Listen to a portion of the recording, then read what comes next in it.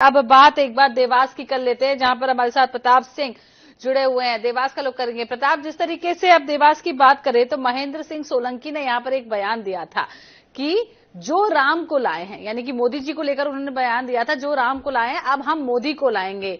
हिंदुत्व का एजेंडा यहां पर लगातार भारतीय जनता पार्टी खेल रही है। क्या कुछ लगता है, जिस तरीके से बयान सामने है देवास में, अब क्या रुख होगा? जी हाँ, सांसद रही है और इसके साथ में वो एक हिंदू नेता के रूप में जाने जाते हैं और उसी को लेकर उन्होंने एक जो बयान पिछले दिनों जारी किया था कि जो राम को लाए हैं हम उनको लाएंगे और जो राम को लाए हैं हम मोदी जी को लेकर आएंगे। और यहाँ पर उनकी जो जिस तरह से उनका प्रचार प्रसार भी था वो भी हिंदू जो बहुल क्षेत्र थे उसी क्षेत्र में उन्होंने ज्यादा यहाँ पर जोर दिया है और उस छवि को इन्होंने अभी तक बरकरार रखा है। जब उन्होंने जज की नौकरी छोड़ी थी पहली बार, जो 2019 की बात करते हैं, तभी से उनकी छवि जो है कट्टर एक हिंदू के रूप में जानी जाती है और उसी को लेकर उन्होंने 2024 के चुनाव की भी प्लानिंग अभी की है। और निश्चित रूप से जो 8 विधानसभा है लोकसभा की, उसमें जो देवास विधानसभा है इसमें सबसे ज्यादा जो है यहाँ पर मतदाताओं की संख्या है। 2,82,000 यहाँ पर वोटर हैं और सांसद सोलंकी का जो प्रचार है वो हिंदू बहुल क्षेत्रों में ज्यादा देखने को मिला है। जी, तो यहाँ पर हम ये भी जानना चाहेंगे, जिस तरीके से यहाँ पर एससी सीट भी, यहाँ पर एससी वोटर्स का भी यहाँ पर कब्जा रहा है, एससी वोटर्स की संख्या बहुत ज्यादा है, इसका असर कितना देखने को मिलेगा?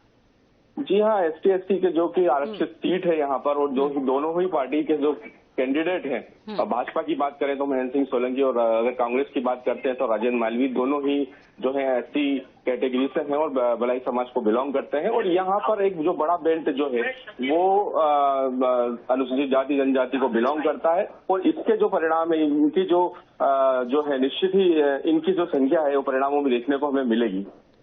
जी, ये भी समझना चाहेंगे, जिस तरीके से अगर सीट की बात करें तो ये सीट सज्जन वर्मा की परंपरागत सीट रही है। क्या कुछ लगता है, उन्होंने दूरी हालांकि इस सीट से बना ली है और उसके बाद नए चेहरे अब चुनावी मैदान में हैं, उनके वोटर्स जो है वो कांग्रेस को वोट देंगे?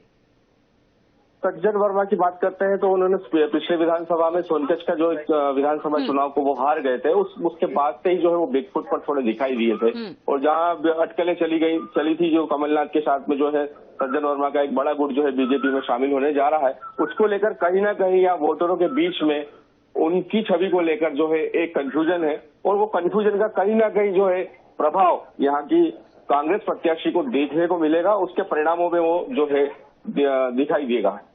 जी प्रताप, ये भी जानना चाहेंगे, आप कुछ लोगों से बात करना चाहें, वो अपनी सरकार अब किन मुद्दों पर चुनना चाह रही है? क्योंकि राष्ट्रीय मुद्दे अलग होते हैं, विधानसभा में वो बेसिक मुद्दों पर सरकार चुनती है, लेकिन हिंदुत्व की लड़ाई एक और। बेसिक मुद्दे क्या है जिन पर जनता अपनी सरकार चुनने जा रही है?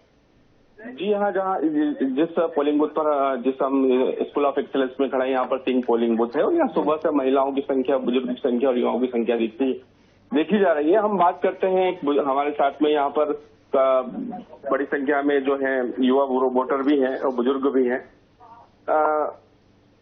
सर बताइए, किन मुद्दों को रखकर आप ध्यान में रखकर जो है वोट करना चाह रहे हैं?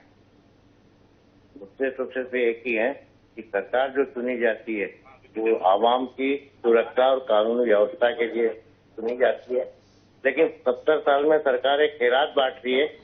नहीं, अभी का मुद्दा बताइए, आप किन मुद्दों को रखकर दे रहे हैं? शिक्षा, स्वास्थ्य, रोजगार मिला आपको कि उससे आगे बढ़ गए आप? बच्चा पैदा होने से मरने तक की शिक्षा फ्री होना, बच्चा पैदा होने से मरने तक की चिकित्सा फ्री होना, घर की बिजली फ्री होना और घर का पानी फ्री। मतलब आप सब चीज फ्री चाहते हैं? ये 4 चीज अनिवार्य जरूरत है ये सरकार। ठीक। और आइए जानते हैं, सर बताइए किन मुद्दों को आप ध्यान में रखते हैं? शिक्षा, स्वास्थ्य, रोजगार के बेसिक मुद्दे हैं या उससे सरकार कहीं आगे निकल चुकी है? आगे निकल चुके हैं हम ऑलरेडी। अब हम विश्व गुरु भारत के लिए वोट कर रहे हैं। और क्या मुद्दे हैं? भारत को किस रूप में देखना चाह रहे हैं आप? कौन से ऐसे क्षेत्र हैं जो अभी अछूते हैं? डिफेंस में काम करने की जरूरत है, इकोनॉमी में काफी काम हुआ है। डिफेंस अभी भी ऐसा सेक्टर है जिसमें हम थोड़ा चिंतित है, उसको मुद्दा है। एक युवा वोटर भी हमारे साथ है। आप बताइए, आप पहली बार वोट दे रहे हैं या पहले भी? जी हाँ, ये पहली बार वोट दे रहे हैं आप। क्या मुद्दे हैं आप किस जो है आप शिक्षा, स्वास्थ्य लोगों के को लेकर प्रभावित हैं या क्या चाहते हैं इसकी शिक्षा के क्षेत्र में सरकार को क्या करना चाहिए? डेवलपमेंट।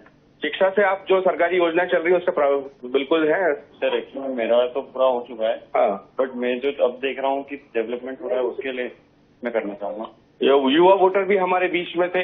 आइए हम सीनियर सिटीजन से भी बात करना चाहते हैं। महिलाएं भी हमारे बीच में हैं।